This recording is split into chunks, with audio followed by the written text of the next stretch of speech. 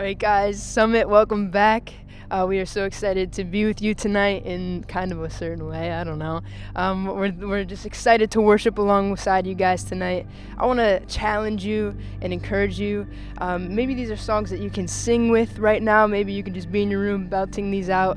But also, worship also looks like just maybe sitting with your headphones in your eyes closed, and meditating on the words of these songs, meditating on the scriptures that these songs come from.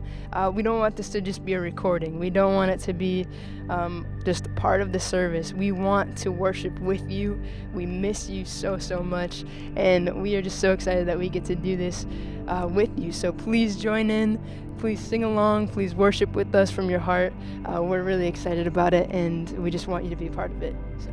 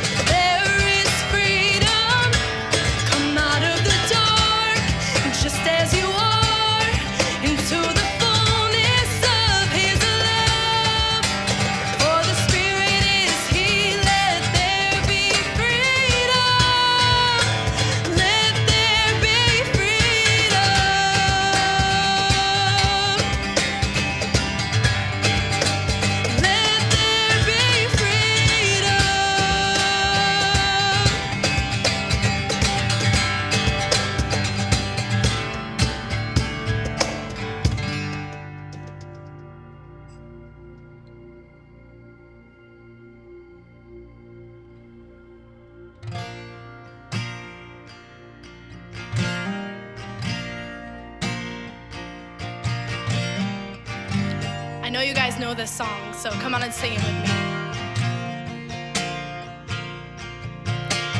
People come together, strangers, neighbors, our blood is one. Children of generations, of every nation, of kingdom come. So don't let your heart be troubled, and hold your head up high. Don't fear no evil, and fix your eyes on this one truth: God is madly in love with you. So take courage, hold on, be strong. Remember where our help comes from. Sing, oh, oh, oh, oh, oh, oh. Sing, oh, oh,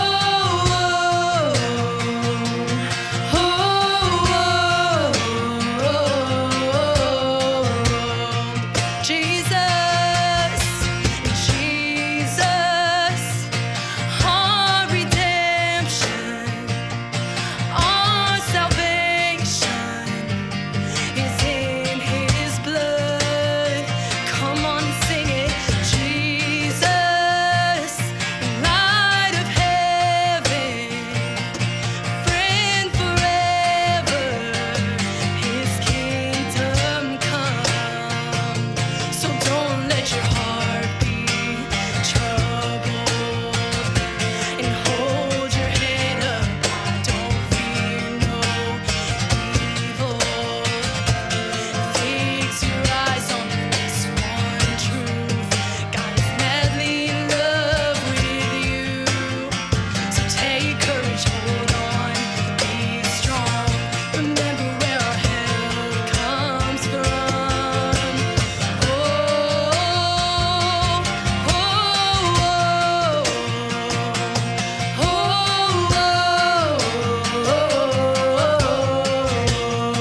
sing, oh,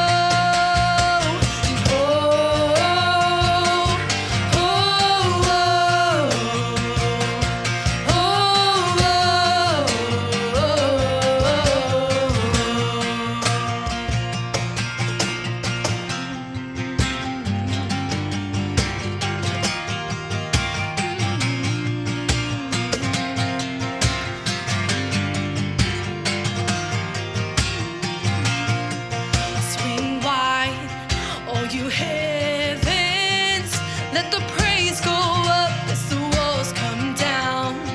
All creation, everything with breath, repeat the sound.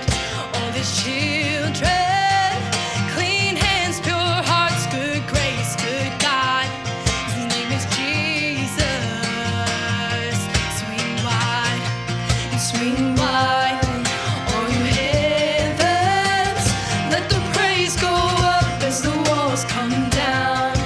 All creation, everything with breath, repeat the sound.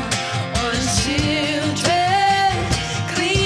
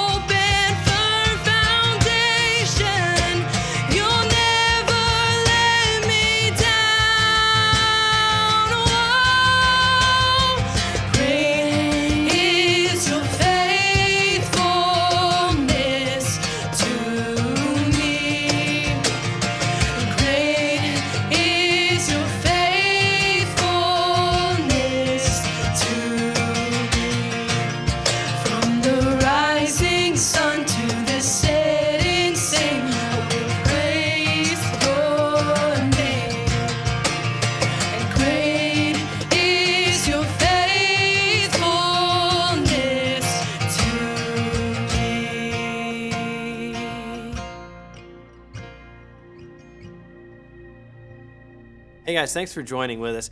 Has there ever been a time where you've reached out for something in desperation? Maybe you've played the card game Spoons, where there's cards being passed and there's a limited number of spoons on the table that you've got to dive out and reach out for. I've actually had some students over to my house before, almost ended up with a couple of our seniors getting knocked out the window of my kitchen, quite honestly. Or maybe you've seen one of those movies where somebody's falling off a cliff or the building's falling and it's sliding and somebody dives and catches a person that's falling and grab them by the wrist, and so there's this desperate grab. In that sense, I feel like I can think of like 35 movies where there's a scene like that. But what about reaching out in desperation for something good? Because all those other things are really motivated by panic.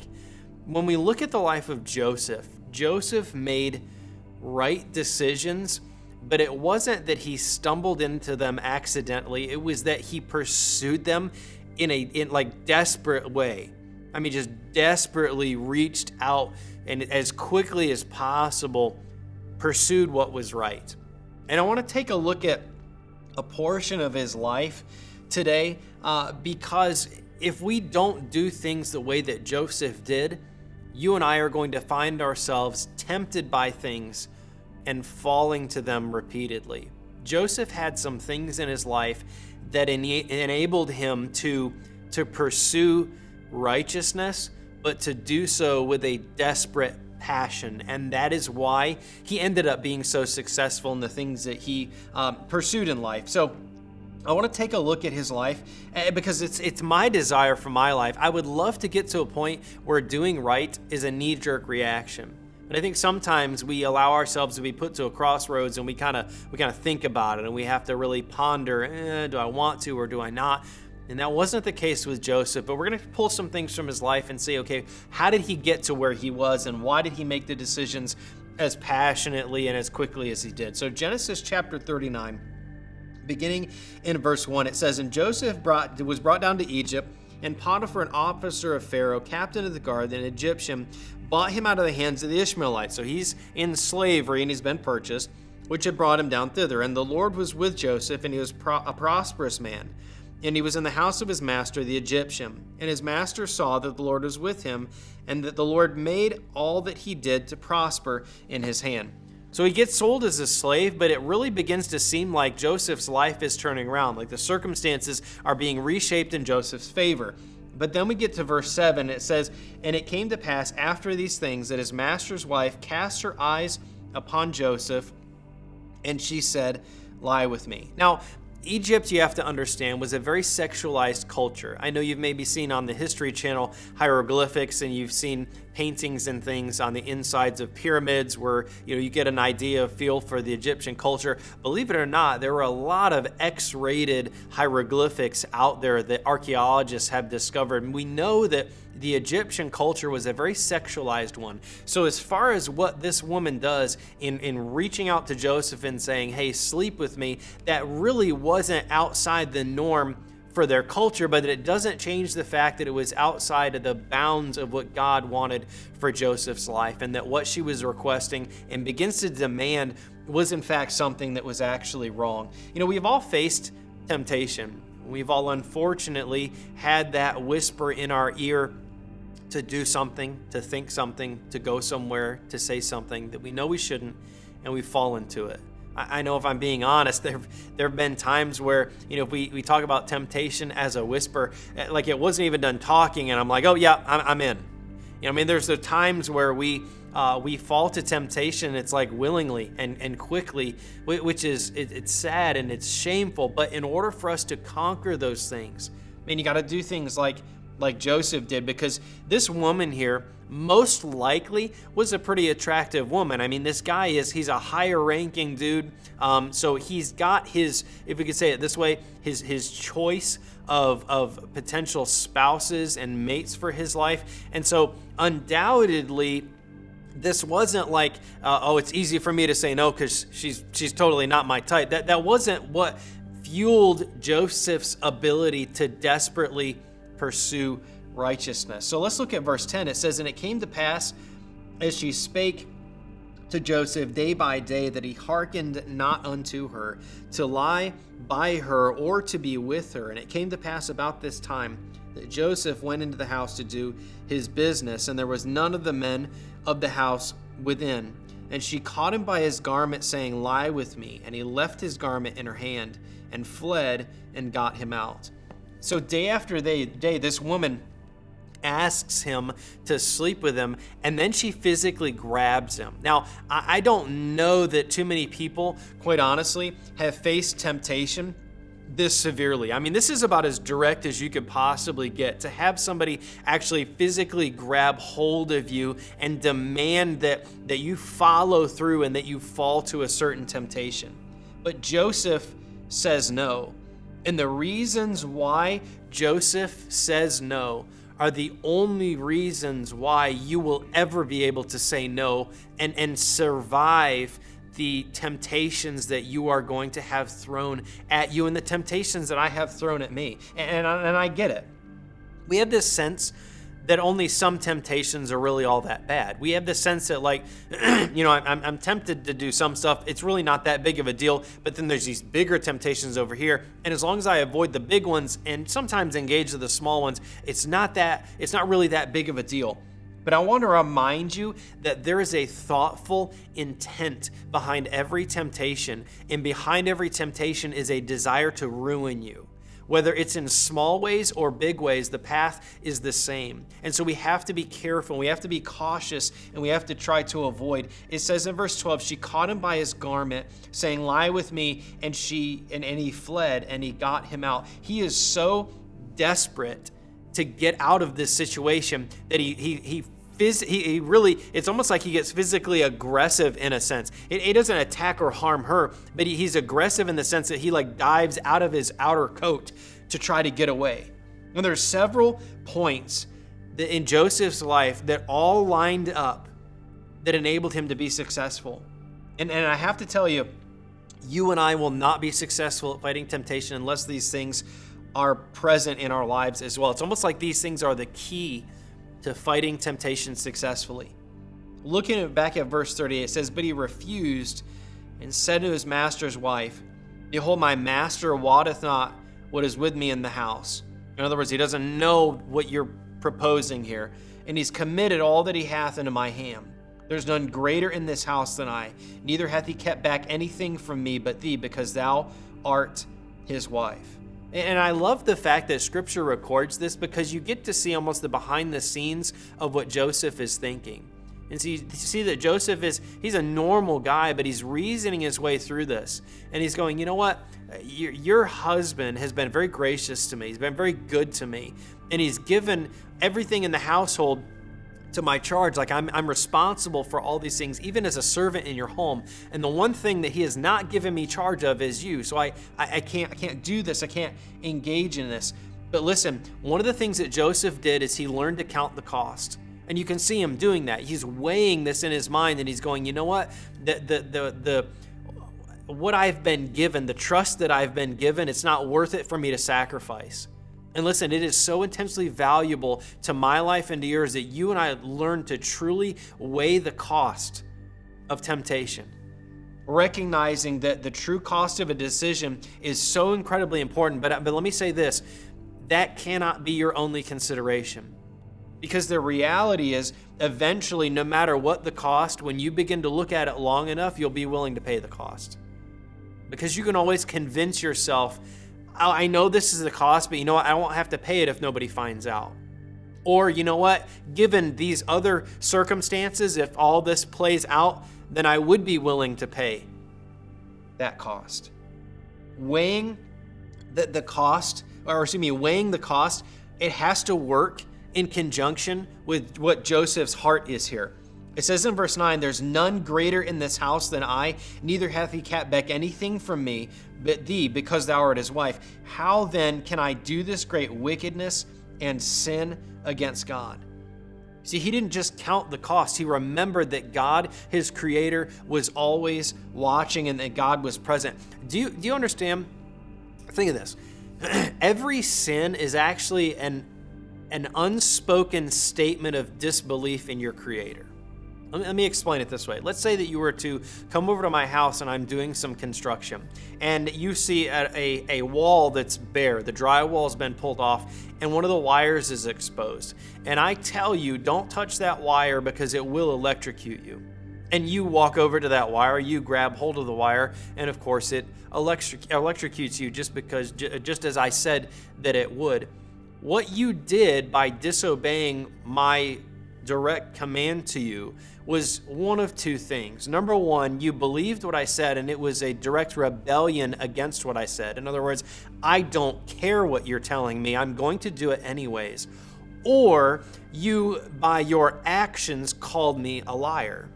You, by your actions, stated, I don't believe that you are telling me the truth. Do you understand that every time you and I fall to temptation, it is a nonverbal communication to our Creator? Number one, in a rebellious sense, I don't care what you're telling me. Or number two, I don't believe you, and thereby you're calling him a liar.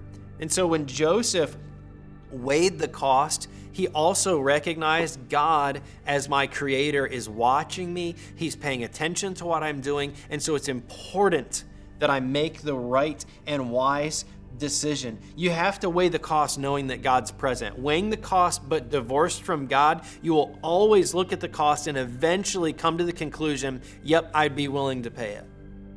Yep, I'd be willing to say yes to this if all these other things were to fall into place. And then also he does this. He pre-decides that he's going to do right. He does not wait till he's in the moment to try to figure out what the right decision is going to be. I mean, can you imagine if Joseph is like, okay, let's sit down and let's talk this over. Let's go out to coffee, and you'll lay out your case for me, why you want to sleep with me, and then I'll kind of go back and forth. Like no way.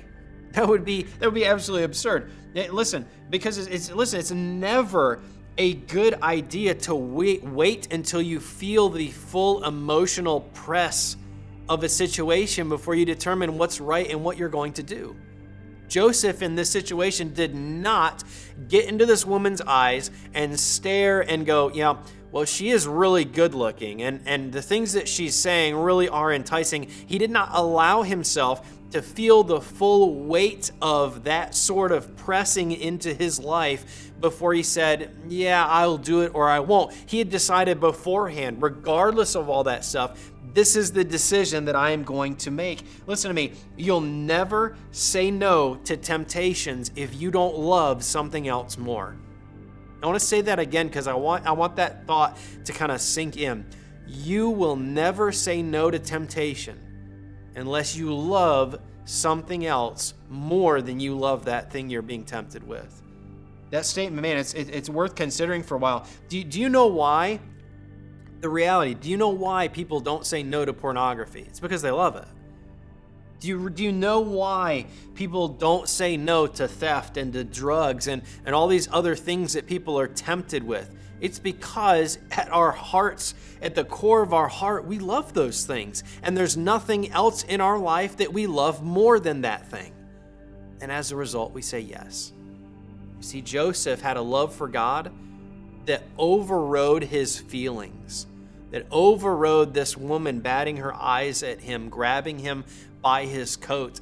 And it was that predetermined sense of, I'm going to do what's right, that allowed him to do what's right, that allowed him to make this wise decisions. And then the last thought, and then we'll be done, he lived and he operated within his boundaries. It says, and it came to pass that as she spake to Joseph, that he hearkened not to her. He did not listen to her. Honestly, I don't know too many men that could sit and listen to a woman over and over and over and over again, repeat herself and pay attention to that and come out stronger on the other end. He says, I'm not going to listen to you. I'm going to lie next to you.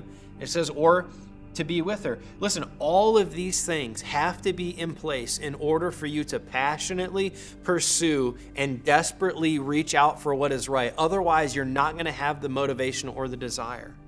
You got to count the cost. You got to pre-decide, I am going to do right when a situation arises. Actually, if you were to look at the book of Job, you're going to see that Job is described as an upright man and one that eschewed evil. That's actually what that word means. That's actually what that phrase means. That Job was the kind of guy that said at the start of his day, when I come to a crossroads of doing right or doing wrong, I'm going to do right. I don't care how this temptation looks. I don't care how it feels. I don't care how enticing it is. I don't care how great it might make me feel. I'm going to say no to it because I am going to do what's right. I'm going to determine to do what's right. Now listen, you got to live within boundaries, recognizing the presence of God in your life. It probably would not shock you if I was to tell you, I don't take just me and another woman. I do not take other women out to eat. I don't do it. Why?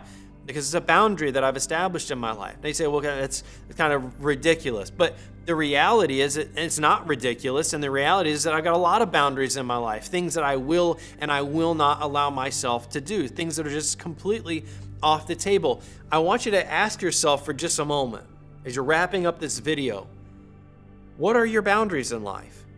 Because if you have to sit and think about it and go, is this a boundary? You're gonna fall to temptation, because what that means is that before you've gotten to a crossroad, you don't know what decision you would make. You've not laid out the boundary lines, and so when it comes time for you to be tempted, you're going to make a mistake. You're going to fall, and you're going to fail. And remember, temptation is designed with your destruction in mind. What lines do you have where you've said, I will not do this? Because again, there's a trickle-down effect. If I don't have defined boundaries, that means I have not predetermined what my decision is going to be.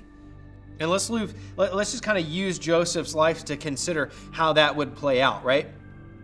He's been enticed by this woman for quite some time.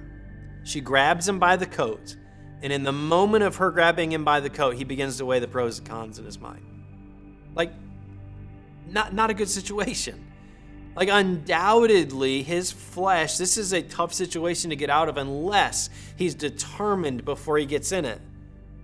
I'm gonna make sure that I'm out of this temptation, that I leave, that I flee, desperately reaching out for what is right. Why? Because he loved something else far more than he enjoyed the temptation. Listen, allowing any number of those sorts of questions, though, to be answered in that moment is a recipe for disaster. It's a prescription of how to fail and mess up.